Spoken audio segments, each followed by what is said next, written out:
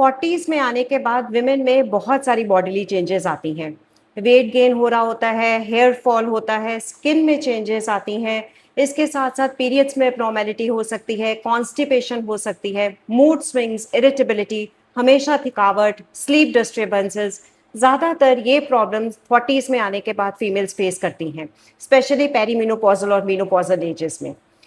Mostly females in symptoms को ignore कर देती हैं, ये सोच के कि ये एज रिलेटेड सिम्टम्स हैं, अपने आप ठीक हो जाएंगे। बिल्कुल ये एज रिलेटेड हैं, ये हार्मोनल सिम्टम्स हैं, लेकिन इस टाइम पे कुछ टेस्ट करवाने बहुत ज़रूरी होते हैं ताकि आपकी ओल्ड एज कंपैरेटिवली ईजियर निकल सके। तो आज मैं डॉक्टर मनु सैनी आपको बताऊंगी कि 40s में आने के बाद कौन कौन से टेस्ट आपको ज़रूर करवाने चाहिए। अगर इन टेस्ट में कोई भी कमी आती है तो आप प्रॉब्लम को जल्दी पकड़ लेते हैं, उसका ट्रीटमेंट आप जल्दी ले लेते हैं एंड आपकी ओल्ड एज कंपैरेटिवली ईजियर रहती है। तो आज बात करते हैं कौन कौन से टेस्ट करवाने हैं। Number 1 is CBC, complete blood count. इसमें आपको हीमोग्लोबिन का भी पता लगेगा।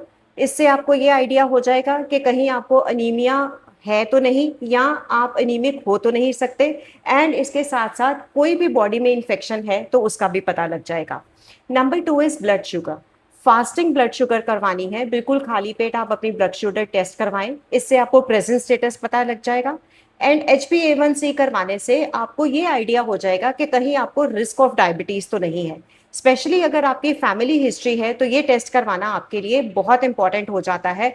प्री डायबिटिक तो नहीं है या रिस्क तो नहीं है डायबिटीज़ का, ये आपको पता लग जाएगा। Number 3 is lipid profile. Lipid profile में ट्राइग्लिसराइड्स, कोलेस्ट्रॉल, HDL, LDL, ये सारे टेस्ट इसके लिपिड प्रोफाइल में आते हैं। इससे आपको अपनी हार्ट हेल्थ का पता लग जाता है। मोस्टली लिपिड प्रोफाइल थायराइड के पेशेंट्स में अब नॉर्मल होता है, तो थायराइड टेस्ट करवाना भी बहुत ज़रूरी है। थायराइड में आप TSH कराएं, TSH अगर अब नॉर्मल आ रहा है तो T3 T4 भी करवाएं। So free T3, free T4 and TSH, ये आपके थायराइड प्रोफाइल का टेस्ट है। अगर इसमें से कुछ भी अब नॉर्मल आता है, हो सकता है आपको थायराइड एंटीबॉडीज का टेस्ट भी करवाना पड़े या थायराइड स्कैन भी करवाना पड़े, बट ये फर्दर ऑन है। अगर थायराइड T3 T4 TSH आपका नॉर्मल आ रहा है तो then you do not need to go for scans. Then you need to get done vitamin D, vitamin B12 and calcium, क्योंकि 40s के बाद बोन्स में से कैल्शियम कम होना शुरू हो जाता है, तो बॉडी में कितना कैल्शियम है ये जानना ज़रूरी है।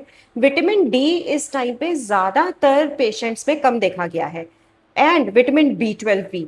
तो विटामिन B12 और विटामिन डी जो हैं, इनके सिम्टम्स ज़्यादातर आपके हेयर फॉल होना, फटीग होना, थोड़ी इरिटेशन, मूड स्विंग्स होना, प्लस विटामिन B12 की कमी के कारण आपके न्यूराइटिस, हाथों पैरों में टिंगलिंग सेंसेशन होना, ये सिम्टम्स देखने में मिलते हैं। और क्योंकि इसकी कमी ज़्यादातर 40s में पाई जाती है तो ये टेस्ट करवाने आपके लिए ज़रूरी है। Vitamin D, vitamin B12 and calcium. एक और टेस्ट जो ज़रूरी है वो है फेरेटिन, आयरन स्टोर्स को देखना, क्योंकि अगर आयरन के स्टोर्स कम हैं तो एनीमिया होने के चांसेस बढ़ जाते हैं। तो ये तो थे आपके ब्लड टेस्ट। सेकेंडली आपको जो इम्पोर्टेंट है वो है पैप्समियर। साल में एक बार 40s के बाद पैप्समियर करवाना ज़रूरी है। इससे अगर सर्वाइकल कैंसर के चांसेस हैं या अर्ली स्टेज है सर्वाइकल कैंसर की तो वो कैच में आ जाती है। पैप्समियर अगर अब नॉर्मल आता है तो आपके डॉक्टर आपको उसी हिसाब से एडवाइस कर देते हैं कि क्या चांसेस हैं सर्वाइकल कैंसर होने के, या आपको क्या ट्रीटमेंट इस समय लेना चाहिए। तो पैप्समियर करवाना ज़रूरी है। And sonography. सोनोग्राफी अगर आपके पीरियड्स नॉर्मल चल रहे हैं तो चाहे आप साल में एक बार कराएं, लेकिन अगर पीरियड्स एबनॉर्मल हैं या कोई ब्राइट डिस्चार्ज है या कोई बीच में स्पॉटिंग हो रही है, एबनॉर्मल ब्लीडिंग हो रही है, तो आपको 6 महीने में सोनोग्राफी एक बार ज़रूर करवा लेनी चाहिए। इससे आपको यूट्रस की हेल्थ का पता लगता है।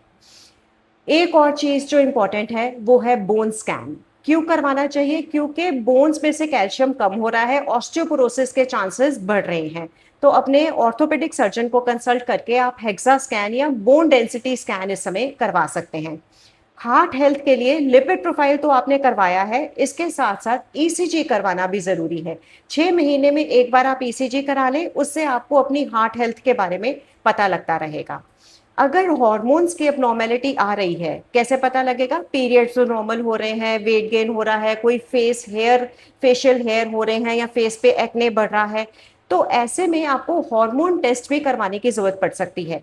Female hormones oestrogen, progesterone, FSH, LH, कई बार हम एंड्रोजन्स भी कराते हैं अगर पीसीओडी के हमें चांसेस लगते हैं तो प्रोलेक्टिन भी करवाना होता है। ये फीमेल हॉर्मोन्स है जो साल में एक बार तो करवा लेने चाहिए 40s में आने के बाद। तो ये कुछ टेस्ट हैं जो आप डेफिनेटली 40s में आने के बाद करवाएं। अगर इनमें कोई भी एब्नॉर्मेलिटी आती है तो आप डॉक्टर को कंसल्ट कर सकते हैं, वो उसी हिसाब से अर्ली स्टेजेस में ही प्रॉब्लम को कैच करके उसका ट्रीटमेंट कर देंगे। आपके जो ओल्ड एज है 50s 60s 70s 80s वो बहुत अच्छे से निकलेगी। आई होप आपको इन्फॉर्मेशन पसंद आई। अगर आपको इन्फॉर्मेशन पसंद आई है तो please do like and subscribe. Women related, hormone related issues में कोई भी आपको क्वेश्चन है तो आप मेरे से कमेंट्स में ज़रूर पूछ सकते हैं।